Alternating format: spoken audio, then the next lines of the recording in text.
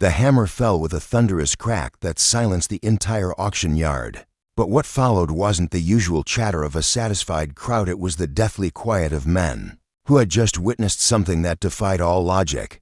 Colt Maverick stood in the dusty arena, his single-dollar bill still clutched in his weathered hand, while 300 pounds of midnight black stallion stepped over the fence like it was made of paper and walked directly toward him. "That horse ain't been broke," Sheriff Hawkins barked from the platform, his voice cutting through the stunned silence like a whip crack. "Son, you just bought yourself a one-way ticket to the Bone Yard."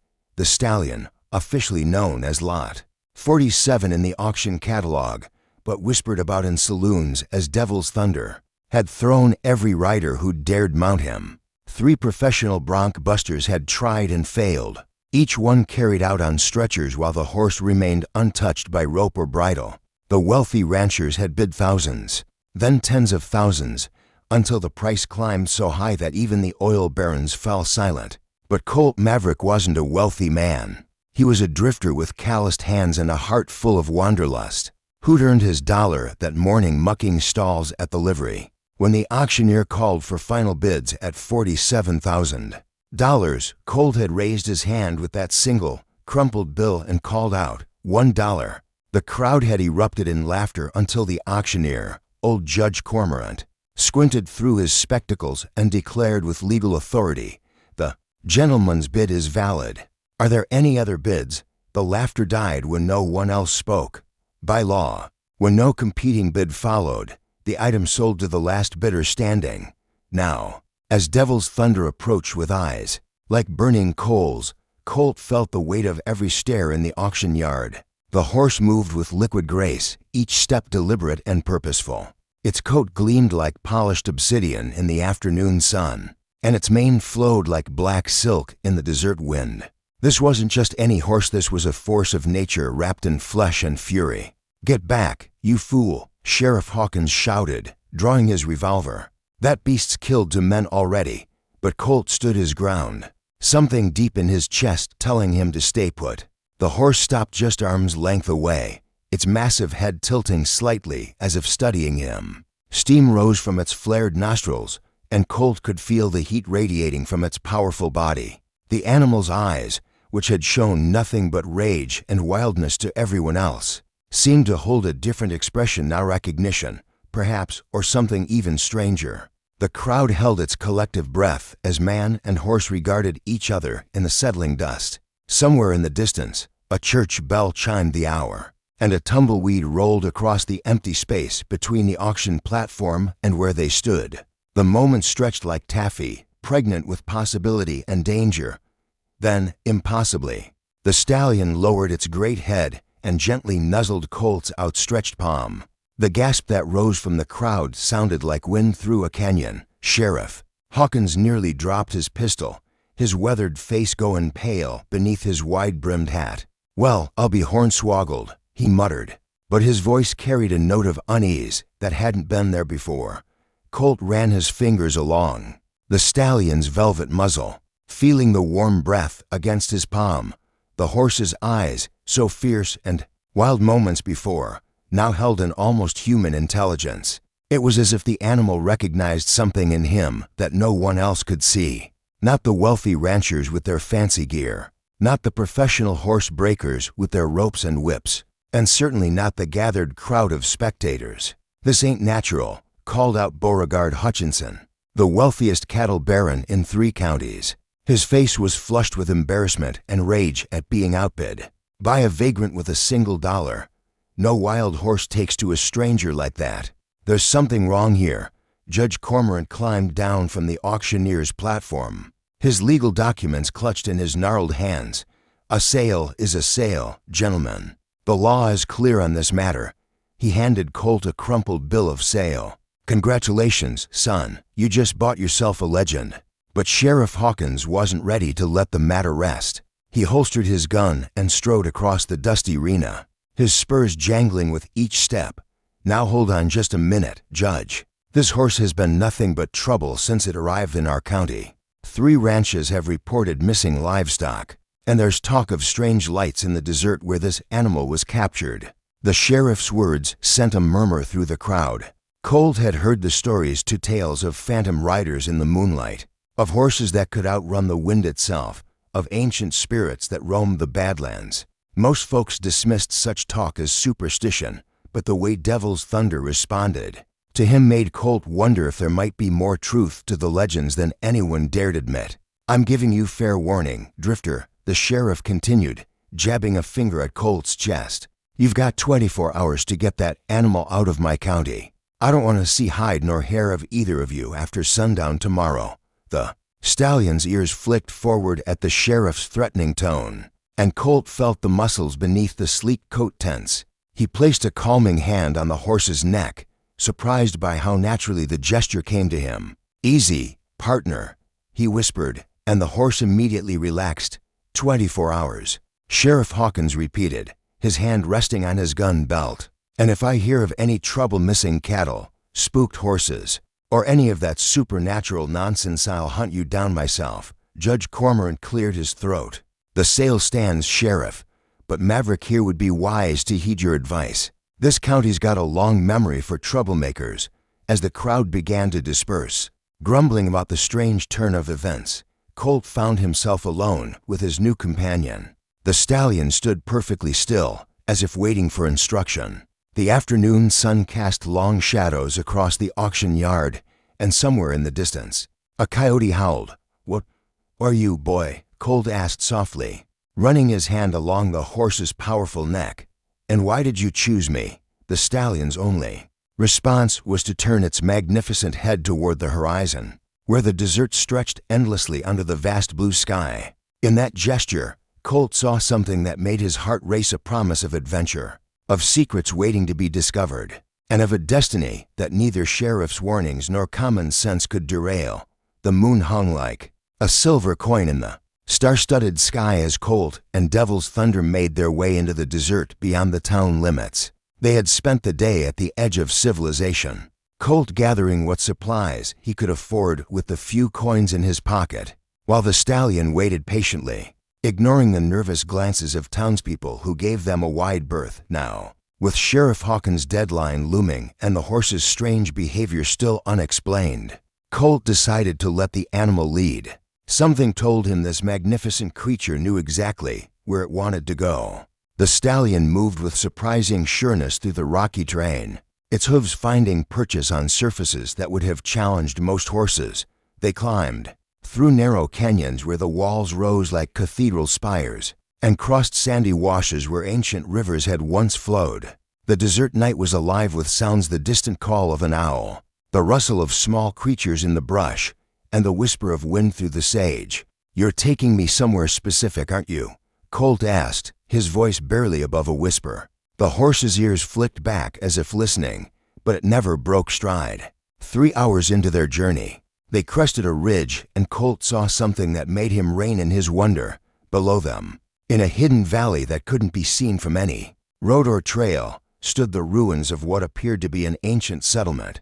Adobe structures, weathered by centuries of wind and rain, clustered around a central plaza where a fountain still held water that sparkled silver in the moonlight. But it wasn't the ruins that took Colt's breath away, it was the horses. Dozens of them grazed peacefully in the valley, their coats gleaming in the moonlight. They were magnificent specimens, each one as beautiful as Devil's Thunder, with flowing manes and powerful builds that spoke of speed and endurance. As Colt and his mount descended into the valley, the other horses looked up with intelligent eyes that held no fear, only curiosity. "Well, I'll be," Colt breathed. "You brought me home, didn't you?"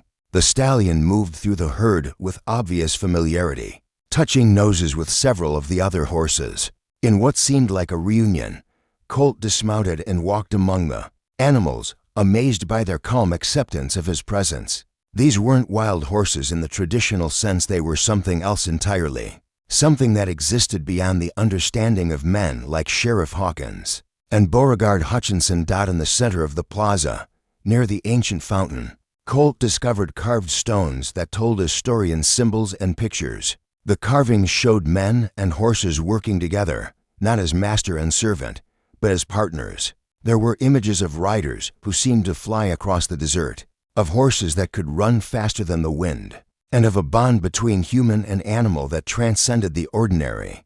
As he studied the carvings by moonlight, Colt began to understand. These weren't just horses, they were the descendants of something magical, something that had existed in this hidden valley for generations. The auction had been a mistake, a misunderstanding that had torn Devil's Thunder away from his family and brought him into a world where he was seen as nothing more than a commodity to be bought and sold. They captured you, didn't they? Colt asked, turning to face the stallion. Took you away from all this. The horse approached and pressed its forehead against Colt's chest, a gesture so human-like that it sent chills down his spine. In that moment, he understood something else. He hadn't bought this horse for $1. The horse had chosen him, recognized something in him that even he didn't fully understand. A sound from the ridge above made them both look up. Torches flickered in the distance, and the unmistakable silhouette of armed men on horseback appeared. Against the star-filled sky, Sheriff Hawkins had followed them, and he wasn't alone. "Looks like our 24 hours are up," Colt murmured, his hand instinctively moving to the ancient pistol at his side. Around them, the peaceful herd began to stir, sensing the approaching threat.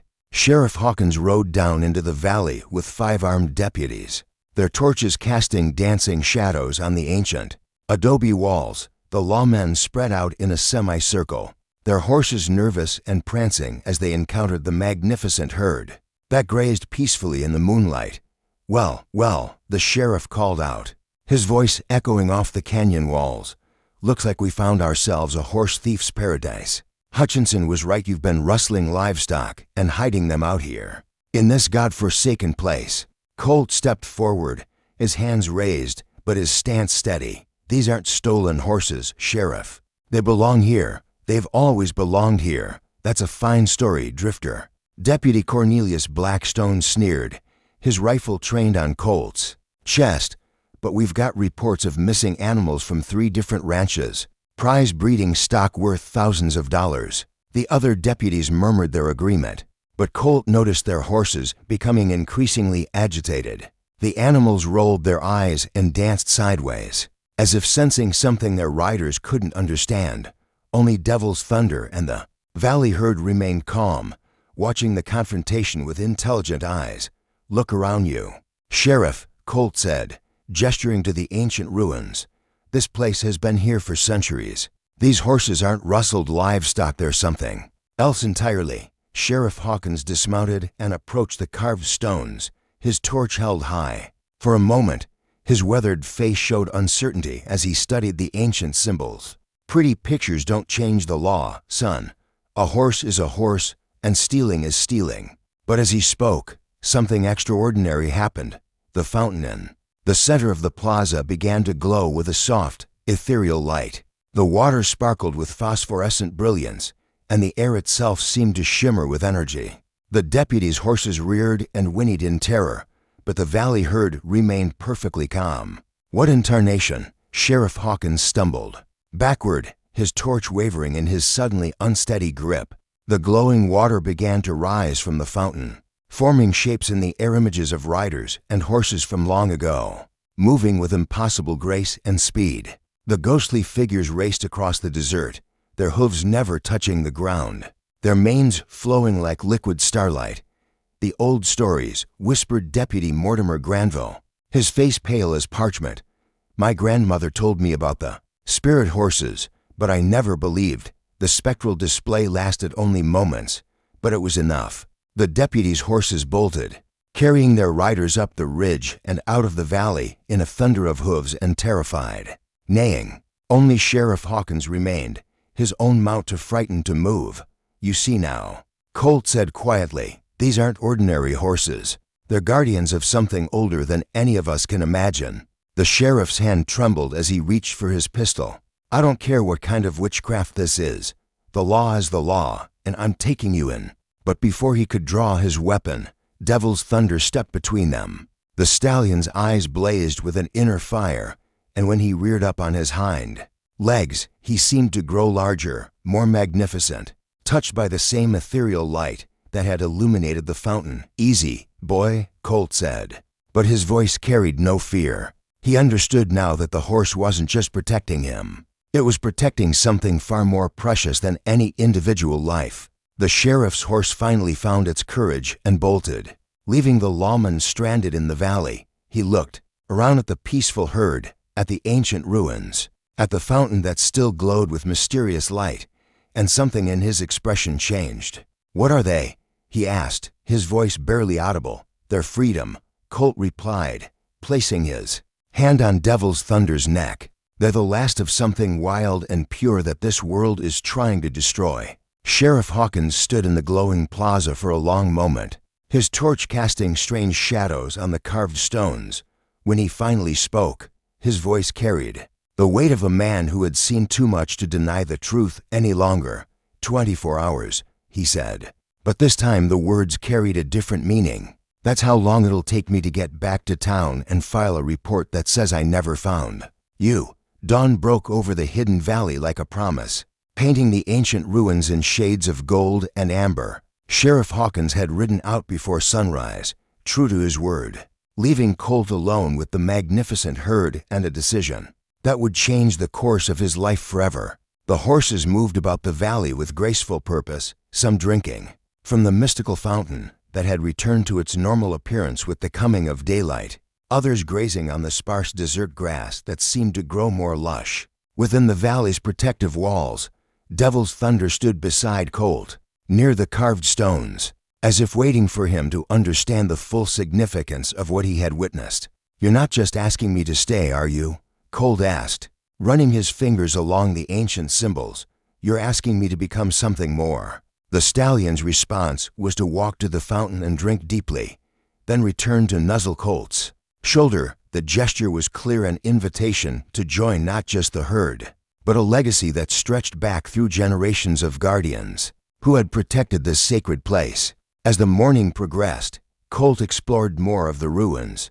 He found living quarters carved into the canyon walls, their surfaces decorated with murals that told the story of the valley's guardians. The paintings showed riders who seemed to possess an almost supernatural bond with their horses, men and women who could traverse the desert at impossible speeds, appearing and disappearing like mirages. In one of the chambers, he discovered a leather journal, its pages yellow with age but still readable. The entries, written in various hands over many decades, told the stories of those who had come before him, drifters, outcasts, and dreamers who had been chosen by the horses to serve as their protectors.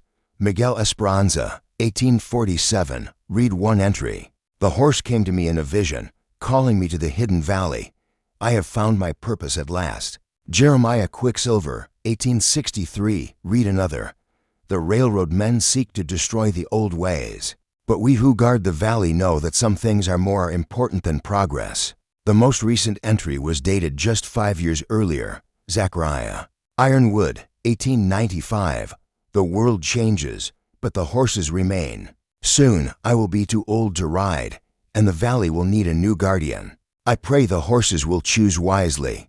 Colt understood now why Devil's Thunder had been captured and brought to the auction. The previous guardian had grown old, perhaps even died, and the horses had been left vulnerable to those who saw them only as valuable commodities. The auction had been the horses' way of finding a new protector, someone who would understand the sacred trust being offered. But accepting that trust meant leaving behind any hope of a normal life. It meant becoming a legend himself, a phantom rider who existed on the edges of civilization, protecting something that most people would never believe existed. As if sensing his internal struggle, Devil's Thunder approached and gently bumped his shoulder. The horse's eyes held an ancient wisdom, and in their depths, Colt saw something that made his decision for him.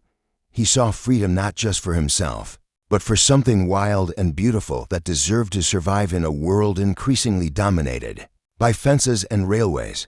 "All right, partner," Colt said, placing both hands on the stallion's neck. "I reckon I never was much for following the ordinary path anyway."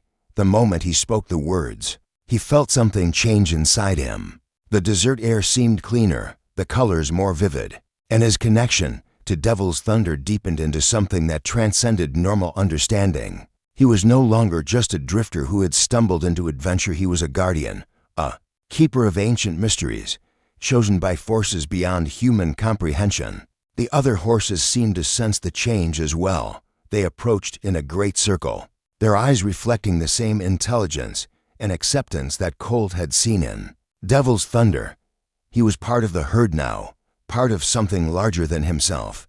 As the sun climbed higher in the desert sky, Colt began to understand the true magnitude of his new life. He would need to learn the valley's secrets, master skills that existed beyond normal horsemanship, and stand ready to protect as sacred place from any who would threaten it. But first, he had one final task to complete: a journey back to the world he was leaving behind, to set things right with those who had been wronged by misunderstanding. 3 months later, Beauregard Hutchinson stood on the porch of his ranch house, watching his prize breeding stock graze peacefully in the morning sun. The missing horses had returned on their own, appearing overnight without explanation. They were unharmed even. Improved, their coats gleamed with health, and their spirits seemed renewed. The wealthy rancher no longer spoke of the mysterious drifter who had bought Devil's Thunder for $1. Neither did the other ranchers whose missing stock had similarly returned. It had become an unspoken agreement among them that some mysteries were better left unsolved. Sheriff Hawkins sat in his office, filing a report that would never see the light of day. His official records showed that Colt Maverick had left the county as ordered, and that the missing horses had been recovered through routine patrol work. The truth about the hidden valley, the spirit horses, and the ancient guardians remained locked in his memory, a secret he would carry to his grave. But sometimes, on clear desert nights when the moon was full, travelers reported seeing phantom riders racing across the Badlands. They spoke of horses that seemed to fly rather than run, of a lone cowboy who appeared and disappeared like a desert mirage, and of a stallion whose coat gleamed like polished obsidian in the moonlight. These stories were dismissed as tall tales, the products of too much whiskey and too little sleep. But the desert dwellers knew better. They left offerings at certain crossroads: water for the horses, tobacco for the guardian, and they slept easier knowing that something wild and free still roamed the endless expanse of sand and stone. In the hidden valley, Colt had become something more than human, less than legend.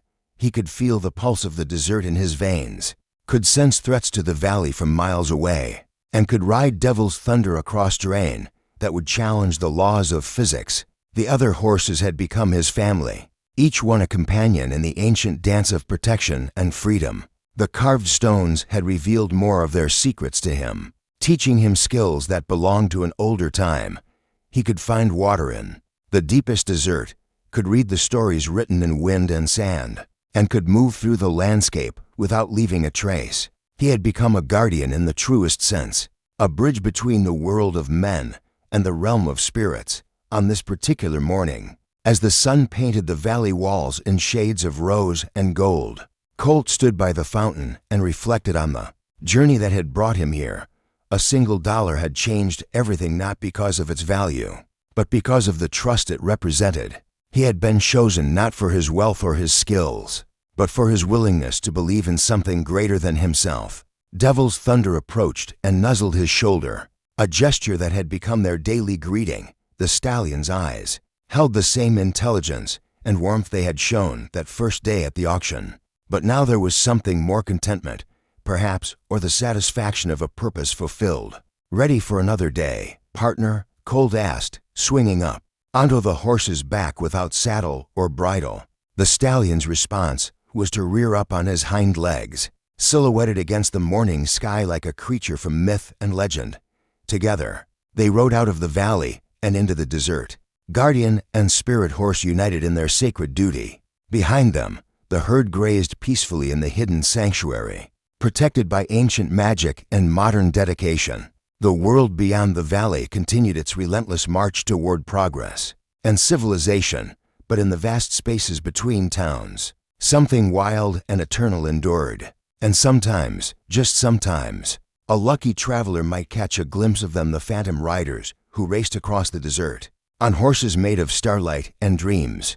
Colt Maverick had found his destiny in the most unlikely place, and his $1 bid had echoed through eternity, calling him to a life of purpose and magic that no amount of money could buy in the end. He had received far more than he had bargained for, and the desert had gained a guardian who would protect its secrets. For generations to come, the cowboy's dollar had been well spent indeed.